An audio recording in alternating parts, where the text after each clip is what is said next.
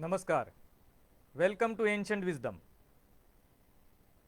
Earlier on, we had seen the wrong way that the seats were allocated in railways, or rather, inaccurate way of describing why seats are allocated in the railways as they are. Today, we will see the right way the seats are allocated in railways. First of all, let us understand that passenger traffic is not a profit making activity for the railways.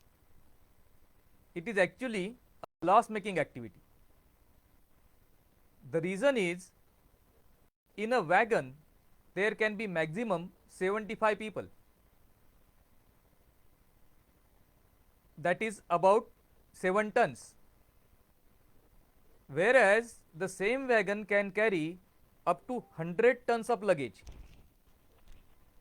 So, the 7 passengers or 72 passengers have to be equivalent to 100 tons of luggage, which is never there. In addition to that, people require many ancillary services goods don't,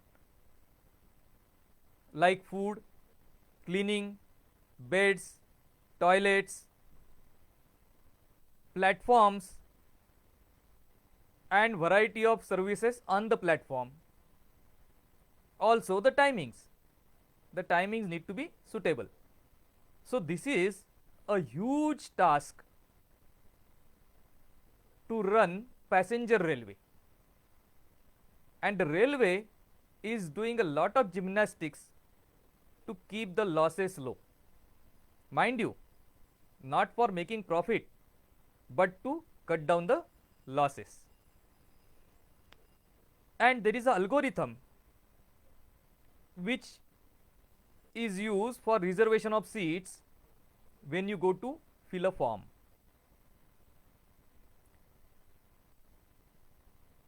This algorithm means the logic of allocating seats. This logic is something like this. Railways have 12 reservation quotas: senior citizens, sports, army, ladies, and so on. There are totally 12 of those. So these quota seats are kept reserved. Other than that, all seats are allocated on first come first served basis. Also, generally the allocation starts from somewhere in the middle and then goes to the sides. It generally is not done in 1, 2, 3, 4 manner.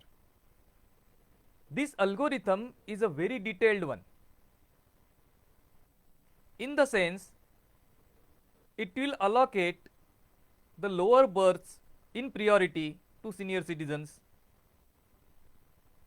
If 2 persons, a couple is together, then it will allow either 2 lower berths or 2 middle berths if the couple is less than 45 years of age, or even 2 upper berths, so they are on the same level.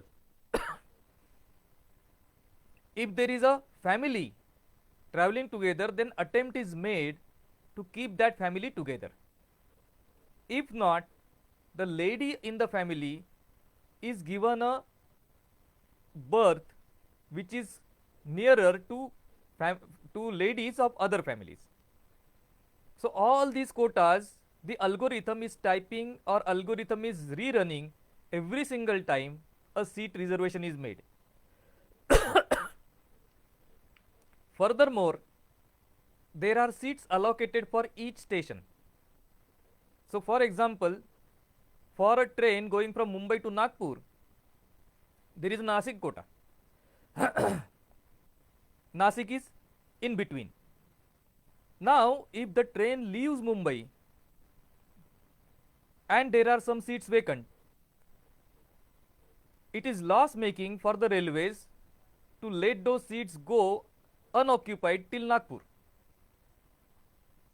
So these seats keep getting added to the quota of the subsequent stations. So seats start becoming available as soon as the train leaves Mumbai or leaves Kalyan and the seat is not occupied. Furthermore, we have something called as waiting list and RAC, reservation against cancellation. Railways run a lot of mathematics and statistics, so they have a fairly good idea of how many seats would be cancelled or how many reservations would be cancelled before the departure date or departure time.